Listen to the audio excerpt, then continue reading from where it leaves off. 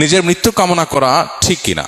না, নিজের মৃত্যু কামনা করা ঠিক না। নবী করিম সাল্লাল্লাহু আলাইহি ওয়াসাল্লাম পরিষ্কার ভাবে নিষেধ করেছে, তোমরা মৃত্যু কামনা করবে না। এজন্য মানুষ নিজের মৃত্যু কামনা করবে না। নবী সাল্লাল্লাহু আলাইহি ওয়াসাল্লাম বলেছেন, লা তাতামান্নাউ লিকা আল আদু ওয়াসআলুল্লাহাল আফিয়া, তোমরা শত্রুর সাক্ষাৎ কামনা করবা না, আল্লাহর কাছে প্রশান্তি চাইবা সবসময়। মৃত্যু কামনা করা নিষেধ ইমানদারের জন্য। আত্মহত্যা যেরকম হারাম, মৃত্যু চাওয়াটাও ইমানদারের জন্য জায়েজ নাই। নবী করিম সাল্লাল্লাহু আলাইহি ওয়াসাল্লামের দোয়া ছিল অত্যন্ত চমৎকার। তিনি দোয়া করেছেন, আল্লাহুম্মা আহিনি মা কানাতিল হায়াতু জিয়াদাতুল লি ফি খাইর, আল্লাহ আমাকে ততদিন বাঁচিয়ে রাখে যতদিন বেঁচে থাকাটা আমার জন্য কল্যাণের। ও আমিতনি, আমাকে মৃত্যু দান করেন মা কানাল ওয়াফাতু মা কানাতিল ওয়াফাতু জিয়াদাতুল লি ফি খাইর, যখন ও মা কানাতিল ওয়াফাতু নাজাতুন মিনাশ শার আও কামা ওয়ারাদা ফিল হাদিস।